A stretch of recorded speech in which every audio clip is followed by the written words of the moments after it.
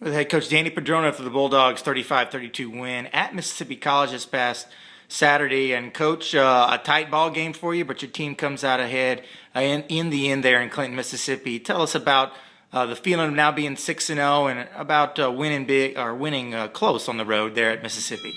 Well, I tell you, we were so proud of our guys that we fought. That was a dog fight, and our guys really played hard and kept their head up. Had some bad things happen to us, but we managed to survive them and come back with a victory. And that was so important to us. Let's talk about the fake punt, the crucial play call for you, the decision there, 4th and 1 from your own 37 with 2:22 to play. And what was the thought process on making that call? Well, they had some momentum going and felt like we needed more time to run off and felt like we had a good chance. Less than a yard, and we had worked on our fake punt the whole week and felt like they didn't line up like we had planned, and so we had to take a chance.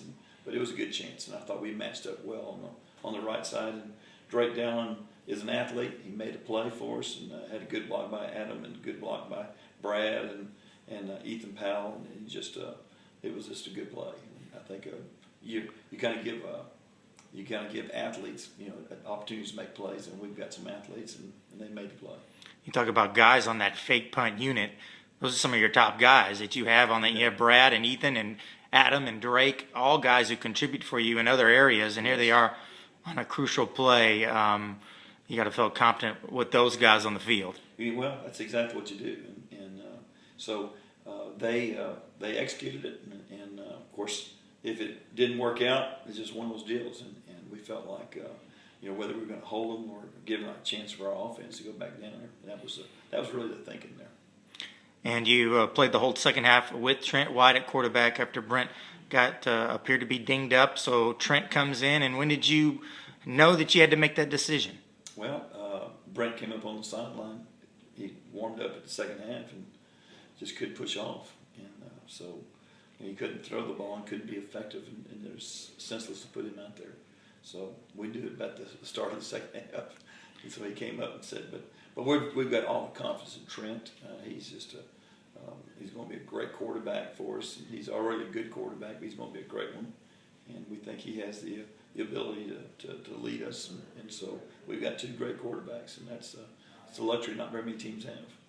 Trent doesn't seem to be to get rattled by much. He seems pretty calm under pressure, and you had to be proud of him as he stepped in and filled in for you there in the second half. Well, we expected it. We really did, and so we don't feel like he's a second string quarterback. He's a first string or 1A, 1B, whatever you call it, and he's right there, and he can be a starter on a lot of teams, and so we're just very fortunate to have him and Brent.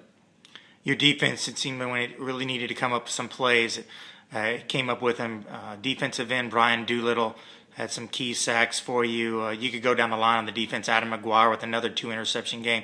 Drake with the big 86-yard fumble return for a touchdown. And it seems like the defense is really kicking into gear here late in the season. Well, I think that's what's made us a good football team.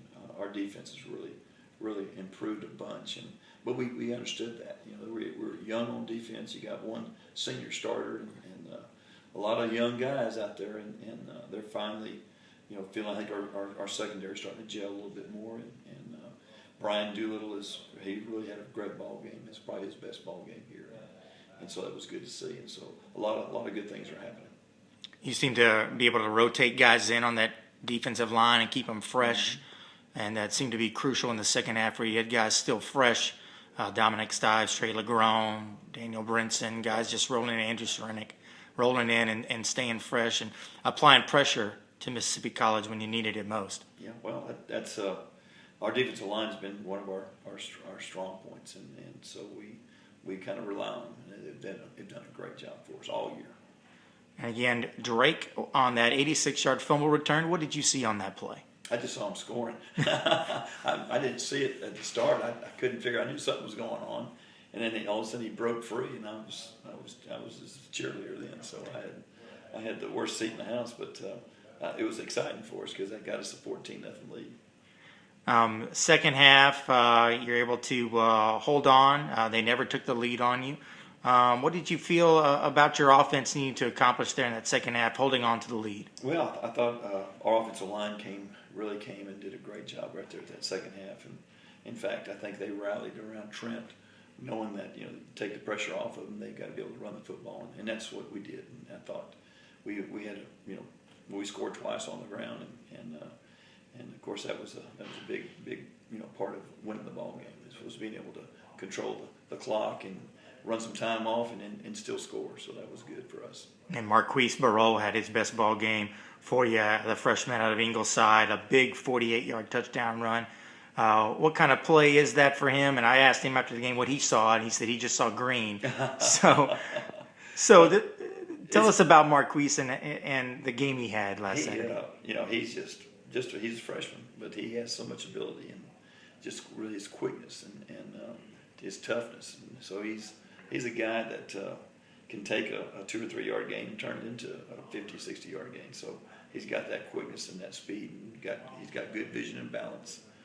He's just going to be a great back. That's going to be somebody we're going to rely on. Yeah. Davin Klein, your freshman center, another time for him. It's just second ball game for him as your starting center. What did you see from Davin there in his second start as a Bulldog? Well, I tell you, Davin has really come on.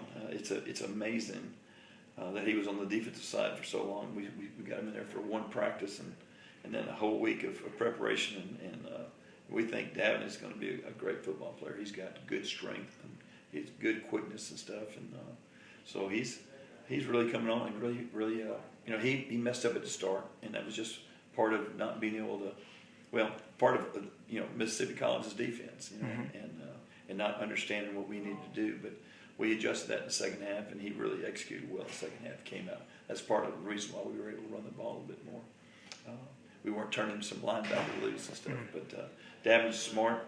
He's physically going to be a great football player for us, and so we're excited about his progress. Coach, you're now 6-0, a 7-game win streak dating back to last season. This where you thought you'd be here late in the season, 2013? Well, to be honest with you, we were hoping we were going to be here. We really didn't know, and you don't ever know when you got a young team like that and how we're going to develop. But we felt like we had a good chance of being this, and that was what we're hoping to be. And of course, we want to be 7. Well, we were planning on being 7-0, but that lightning got us, and so this is a big ball game for us. We realize that, and they're a quality program, and we competed well against them the last 3 years, and we think there's going to be another big ball game again this week. Yeah, tell us briefly what you see from the Louisiana College Wildcats.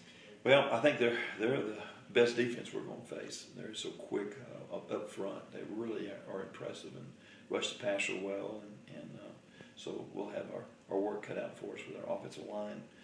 They've got the best running back probably in the country, I think. He is just a stud. He didn't play against us last year. And so we're going to try to call them and maybe not let him play again this year. But he's a strong back. He can take the game over. And we're going to have to do a great job of gang tackling him and keeping them from busting loose on us. So we'll have our work cut out for us.